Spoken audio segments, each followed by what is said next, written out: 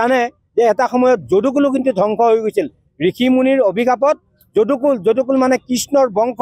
কৃষ্ণৰ বংশই যেতিয়া ঋষি মুনিৰ অভিশাপত ধ্বংস হৈ গৈছিল গতিকে মাননীয় মুখ্যমন্ত্ৰী মহোদয়ে নিজকে কিয় ভগৱান বুলি ভাবিছে যদি ভগৱান বুলি ভাবিছে তেতিয়া ভুল তেখেত ভগৱান নহয় আমাৰ নিচিনা এজন মানুহ আৰু আমি তেখেতক আসলতে ভোট দি বা আমাৰ সমৰ্থনত তেখেতে চৰকাৰ গঠন কৰি আছে তেখেতক ৰাজনৈতিক নেতা এজন ৰাজনৈতিক ক্ষমতা সদায় নাথাকে এটা দিনত আকৌ ক্ষমতাহীন হ'ব যিদিনা ক্ষমতাহীন হ'ব তেখেতে অনুতাপ কৰি আৰু মানে পশ্চাতাপ কৰি তেখেতে পশ্চাতাপ কৰিবলৈ সময় নাথাকিব আমি কিন্তু অভিশাপ দিয়াটো খাটাং এই অভিশাপে তেওঁক কিন্তু দহি পুৰি মাৰিব তেখেতৰ গোটেই বংশত মানে এই অভিশাপে কিন্তু ক্ৰিয়া কৰিব আমাৰ সদৌ অসম অপাধিকৃত শিক্ষক কৰ্মচাৰী সংস্থাৰ আহ্বানত যি আমৰণ অনশন আছিল আজি তৃতীয় দিনা এই তৃতীয় দিনটোত আমি আসলতে অতি দুঃখিত যে অসম চৰকাৰ বা মাননীয় মুখ্যমন্ত্ৰী হিমন্ত বিশ্ব শৰ্মা মহোদয় তেখেতৰ নেতৃত্বাধীন চৰকাৰখনৰ পৰা আমি যেনেদৰে সঁহাৰি আশা কৰিছিলোঁ কোনো সঁহাৰি নাপালোঁ আমাৰ শিক্ষকসকলৰ মাজৰ প্ৰায় 15জনে শিক্ষক অসুস্থ হ'ল তেওঁলোকক মেডিকেলাইজ কৰিব লগা হ'ল 10জন শিক্ষকক ৰিটায়াৰ তাৰ পৰা ৰিলিজ দিছে আৰু 5জন শিক্ষক এতিয়াও মেডিকেলতে আছে তাৰোপৰি যিমানখিনি শিক্ষক কৰ্মচাৰী আছে আটাইখিনি শিক্ষক কৰ্মচাৰী অসুস্থ হৈছে ইয়াৰ যিটো পৰিৱেশ অত্যন্ত অস্বাস্থ্যকৰ ইয়াৰ শৌচ পেচাব বা অন্যান্য যিবিলাক সুবিধা এইবিলাক একদম নিম্ন মানদণ্ডৰ অবিজ্ঞানসন্মত লগতে প্ৰচণ্ড শীত এই শীতত গোটেই মানুহখিনিয়ে বহুত কষ্ট পাইছে আৰু আটাইখিনি মানুহে মানে অসুস্থ হৈ গৈছে তাৰোপৰিও আমি আমাৰ যিটো নাগৰিক সমাজ বা প্ৰাথমিক শিক্ষক সন্মিলনী তেওঁলোকেও আহি বিভিন্ন ধৰণে আমাৰ মানে আহ্বান জনাইছে যে অনশনটো সামৰিব লাগে অনশনৰ কাৰ্যসূচীটো আমি সামৰিম আজি কিন্তু তাৰ সমান্তৰালভাৱে কেইটামান কথা ক'ব বিচাৰিছোঁ যে মাননীয় মুখ্যমন্ত্ৰী মহোদয়ে 2022 চনৰ 20 অক্টোবৰত আমাক মাতি নিছিল আমাৰ লগত আলোচনা কৰিছিল আমাৰ লগত আলোচনা কৰি তেখেতে আমাৰ এই সমস্যাসমূহ সমাধান কৰিম বুলি কৈছিল 2017-18 যিখন পদ প্ৰাধিকৰণ আইন যিখন আইনক আমি 400 শিক্ষকক আত্মহত্যা কৰিবলৈ বাধ্য কৰোৱা আইন বুলি কৈছোঁ যিখন আইনৰ কাৰণে প্ৰায় 2000ৰো অধিক শিক্ষকে বিনা বেতনে অৱসৰ ল'বলৈ বাধ্য হোৱা আইন যিখন আইনৰ কাৰণে প্ৰায় 3000ৰো অধিক শিক্ষকে বিনা চিকিৎসাই উন্নত মানৰ চিকিৎসাৰ অভাৱত মৃত্যুবৰণ কৰিবলগীয়া পৰিস্থিতি হৈছে যিখন আইনৰ কাৰণে আমি 2319খন শিক্ষানুষ্ঠান নিম্ন প্ৰাথমিকৰ পৰা মহাবিদ্যালয় পৰ্যায়লৈকে প্ৰাদেশিকৰণৰ পৰা বঞ্চিত হ'ব লগা হৈছে যিখন আইনৰ কাৰণে এই শিক্ষানুষ্ঠানবিলাকত কৰ্মৰত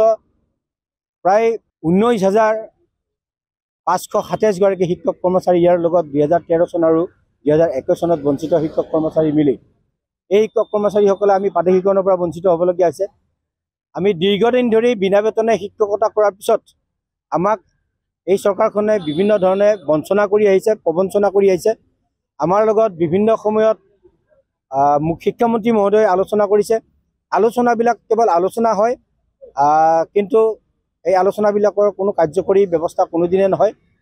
শিক্ষামন্ত্ৰী মহোদয়ে সদায় শূন্যৰ পৰা আৰম্ভণি কৰে শেষটো শূন্যতে হয় তেওঁৰ আলোচনাৰ কোনোদিন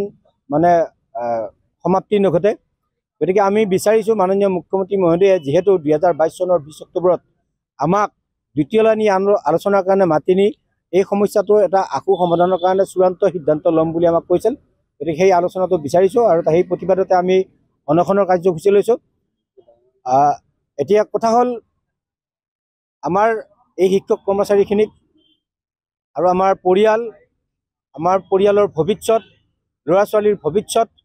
ধ্বংস কৰা যিখন পদ প্ৰাধিকৰণ আইন 2017 আইনখন সংশোধন হ'বই লাগিব এইখন আইনৰ সংশোধন অবিহনে আমি ন্যায় নাপাওঁ গতিকে এই আইনখন সংশোধনৰ ব্যৱস্থা আৰু এটা কথা আমি স্পষ্ট কৰিছোঁ আমি আজি এটা সমূহীয়া অভিশাপ কাৰ্যসূচী ল'ম বুলি আমি ঘোষণা কৰিছিলোঁ যোৱা ৰাতি আমি গোটেই শিক্ষকখিনিয়ে আলোচনা কৰি এটা সিদ্ধান্তলৈ আকৌ নতুন সিদ্ধান্তলৈ আহিছোঁ যে আমি 30 ডিচেম্বৰৰ তাৰিখলৈ আমি তেখেতক চৰকাৰখনক বা মাননীয় মুখ্যমন্ত্ৰী মহোদয়ক এটা সময়সীমা বান্ধি দিয়া আহ্বান জনাইছোঁ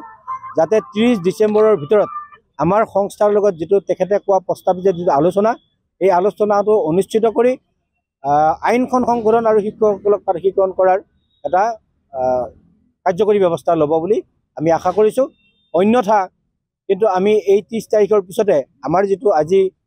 সাময়িকভাৱে স্থগিত ৰখা যিটো সামূহিক অভিঘাত কাৰ্যসূচী এই অভিঘাত কাৰ্যসূচীটো ল'ম। এইকাৰণে ল'ম কাৰণ এইজন মুখ্যমন্ত্ৰীৰ কাৰণেই বৰ্তমানৰ মুখ্যমন্ত্ৰী কিন্তু তেখেত কংগ্ৰেছত থাকোঁতেও উঠি ৰজা, বিজেপিত থাকোঁতেও উঠি ৰজা, তেখেতেই উঠি ৰজা বহি ৰজা ৰাজনীতিত। তেখেতৰ নেতৃত্বতে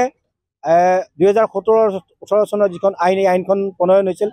তেখেতৰ পৃষ্ঠপোষকতা আৰু RC জনৰ মানে নেতৃত্বত এই আইনখন হৈছিল। এই আইনখন তেখেতৰ কাৰণে হৈছিল আৰু আমি সেইকাৰণে বঞ্চিত হ'বলগীয়া হৈছিল, আমাৰ পৰিয়ালবিলাক বঞ্চিত হৈছে। আমি অভিঘাত কাৰ্যসূচীটো আমি তেনেদৰেই ল'ম যেনেকৈ আমাৰ পৰিয়াল ধ্বংস হৈছে, আমাৰ ভৱিষ্যত ধ্বংস হৈছে, আমাৰ ল'ৰা ছোৱালীৰ ভৱিষ্যত ধ্বংস কৰা হৈছে। আমি অভিশাপো কিন্তু তেনেদৰে দিম। অভিশাপটো কিন্তু আমি বেলেগ কোনোৱে নাপায়।